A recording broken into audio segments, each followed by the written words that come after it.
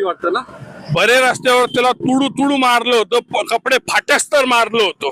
कारण 100 शेरीत एक संगमनेरी हे लक्षात असू द्या. 2009 साली त्यांनी गद्दारी केल्यानंतर परत अपक्ष म्हणून उमेदवारी. शिवसेना उद्धव बाळासाहेब ठाकरे या पक्षाची लोकप्रियता किती आहे तुम्ही बघू शकतात. अक्षरशः हे रक्ताने लिहिलेलं आहे.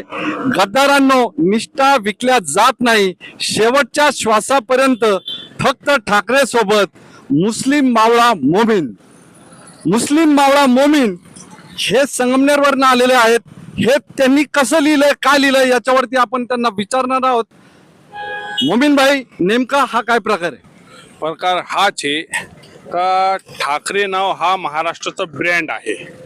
आदरणीय पक्षप्रमुख हिंदू हृदय सम्राट सरसेनापती बाळासाहेब ठाकरे यांची विचाराची फसवणूक करणारे गद्दार मिंदे गाठाचे जे आज चोऱ्या माऱ्या चालू आहे, जे दुसऱ्यांच्या पक्षामध्ये साधारण व्यक्ती आमचे सारखे साधारण कार्यकर्ते जीवाची रान करतो. इलेक्शन आल्यानंतर लोकांचे हातपाय जोडतो, तळागाळापर्यंत जातो. लोकांना आम्ही विनंती करतो का आमचे उमेदवाराला निवडून द्या.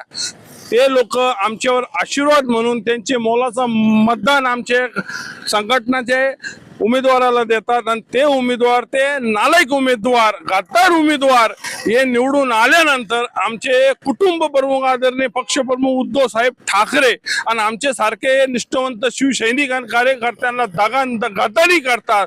तो असे गद्दारांना हा उत्तर आहे काय आज आम्ही रक्ताने लिहून दिलंय. हे तर फक्त पेपर आहे, कागद आहे, याच्यावर दिले. टाइम आल्यानंतर यांना मिशन तुडवा हे लवकरच उत्तर नगर जिल्ह्यामध्ये आणि 6 के 6 जे हरामखोर गद्दार गेलेले त्यांच्या छातावर बसून हा भगवा फडकावला जाईल आणि याला तुडो कार्यक्रम यांचा लवकरच होणार आहे. तुम्हाला माहित असेल 2009ला देखील भाऊसाहेब वाकचौरे यांनी पक्ष बदल केला, गद्दारी केली शिवसेनेच्या भाषेमध्ये. त्यावेळेस देखील याच संगमनेरकरांनी भाऊसाहेब वाकचौरे यांचा निषेध केला होता आणि त्यावेळेस देखील भाऊसाहेब वाकचौरेंवरती शाई फेकली होती वाटतं ना? बरे रस्त्यावर त्याला तुडू तुडू मारलं होतं, कपडे फाट्यास्तर मारलं होतं. कारण 100 शेरीत एक संगमनेरी हे लक्षात असू द्या. 2009 साली त्यांनी गद्दारी केल्यानंतर परत अपक्ष म्हणून उमेदवारी उभा राहिला आणि तोंडावर पाडला ते गद्दार. आणि आज परत मातोश्रीची पायथ्याशी उद्धव साहेबाचे पाया धरून त्यांनी माफ्या मागितले. अरे एवढं मोठा देवस्थान, अख्खे भारतामध्ये प्रसिद्ध असलेला देवस्थान, शिर्डीचे साईबाबांची शपथे खाल्ले. उद्धव साहेबाला शब्द दिलं का शेवटपर्यंत मी तुमच्या सोबत राहीन. पण हा गद्दारच होता. यांनी निवडून आल्यानंतर परत याची जात दाखवली आणि गद्दारीची जाते. कारण आमचे उद्धव साहेब 18 बगड जाती जमातीला घेऊन सोबती चालतात. अर्थात एका मुस्लिम युवकाकडनं संगमनेरच्या स्वतःच्या रक्ताने हे शब्द लिहून आणलेत आणि तो तळमळून बोलत आहे. त्याची शिवसेनेप्रतीची निष्ठा, उद्धव बाळासाहेब ठाकरे यांच्या विचारांवरती असलेला ठाम विश्वास हा बरंच काही शिकून जातोय.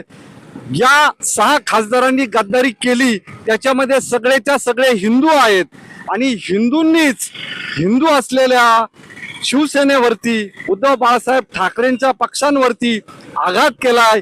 हे खरंच एका धर्मनिरपेक्षतेचं आणि एका विश्वासाचं हे मुस्लिम मावळा हे नाव देखील तुम्हाला कुणी दिलं होतं? हे पक्षप्रमुख उद्धव साहेब ठाकरे यांनी बीकेसी सभामध्ये मला मुस्लिम मावळा म्हणून मला सन्मानित केलं होतं. अरे किती सतावणार आमच्या साहेबाला तुम्ही, किती सतावणार. अरे लक्षात राहू दे, आमचे सारखे जीव देणारे मावळे त्यांच्या सोबत आहे. अरे किती बी समोर येऊ द्या, त्यांना एकटा बास. आणि ते हिंदू हृदय सम्राट सरसेनापती यांचं रक्त पक्षप्रमुख आदरणीय उद्धव साहेब ठाकरे आणि आम्ही त्यांचे मावळे पुरून उरून तुम्हाला तुमचे छातावर तांडव करू हे लवकर. अरे तुम्ही ए पासून तर झे पर्यंत सुरक्षा लावा, A to Z सुरक्षा लावा. तोडून नाही हाणलं तर नावाचे मावळे लावणार नाही. तुम्हाला जीवाची भीती वाटत नाही का? तुमच्या जीवाला काही झालं, अटॅक झाला, आता तुम्ही फार आक्रमक बोलतायत. म्हणजे हे सगळं का करतात तुम्ही? मला मारायचा असता तुम्ही कोरोना मध्येच मेलो असतो.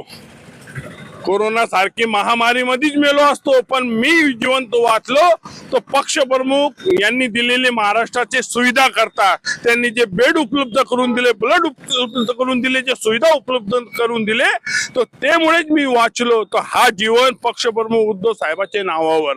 आता ते ठाकरे साहेबांसाठी तुम्ही मरायला पण तयार आहात. आत्ता सांगा, मी आत्ता जीव देऊ शकतो. जेव्हा रक्त मी पेपरावर देऊ शकतो, तर हा रक्त मी रस्त्यावर बी देऊ शकतो. जसा रक्त माझ्या रस्त्यावर देऊ शकतो, तो त्याच प्रमाणात गद्दारांचा रक्त घेऊ बी शकतो. निश्चितच एक मोठी बातमी आहे. ज्या शिवसेनेची सुरुवात 1990 ला आमदार अनिल भैया राठोड यांच्या आमदारकीने नगर शहरामध्ये झाली, त्यानंतर शिवसेना वाढली. विखे पाटलांचा परिवार देखील याच शिवसेनेत गेला, ते मंत्री झाले. राधाकृष्ण विखे पाटील आणि बाळासाहेब विखे पाटील हे देखील त्या काळात मंत्री झाले, पुन्हा ते काँग्रेसमध्ये आले. परंतु त्यांनी शिवसेनेत प्रवेश करताना राजीनामा दिला. राजीनामा देऊन रितसर ते पुन्हा दुसऱ्या पक्षातून निवडून आले.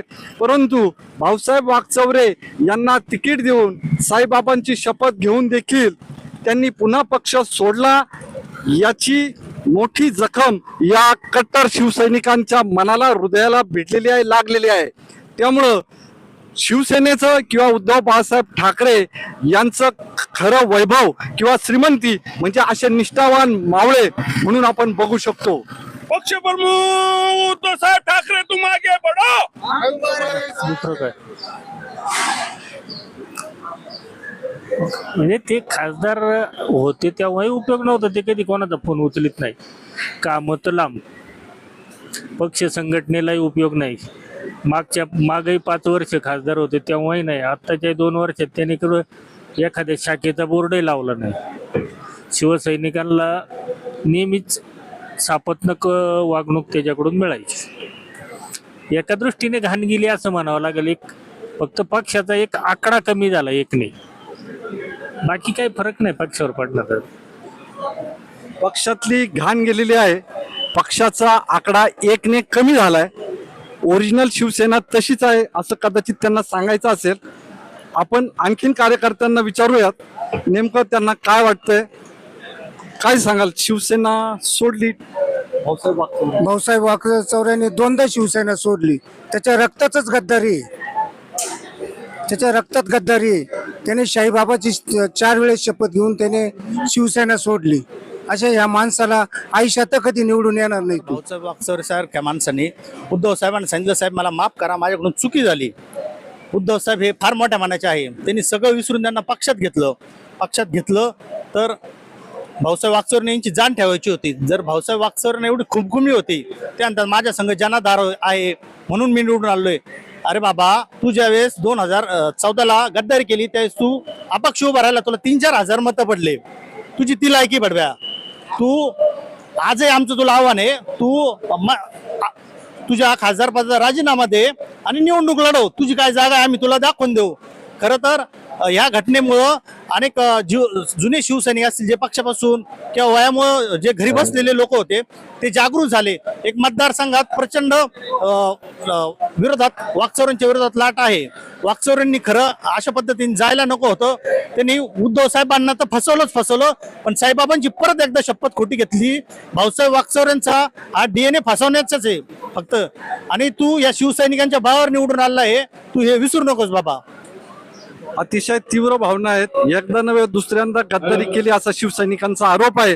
बघूयात भाऊसाहेब वागचौरे हे राजीनामा देतात का, पुन्हा निवडणूक लढून ते निवडून येतील का, अशी देखील शंका या ठिकाणी शिवसैनिक उपस्थित करत आहेत. भाऊसाहेब वागचौऱ्यांना आमचं या ठिकाणी आव्हान आहे की तुम्ही खासदार पदाचा राजीनामा द्या, निवडणुकीत सामोरे जा. तुमचं डिपॉझिट सुद्धा आम्ही या मतदारसंघात ठेवणार नाही. हर्षिता गायकवाड सह प्राध्यापक doctor Jayant Gaikwad, godfather media राहता.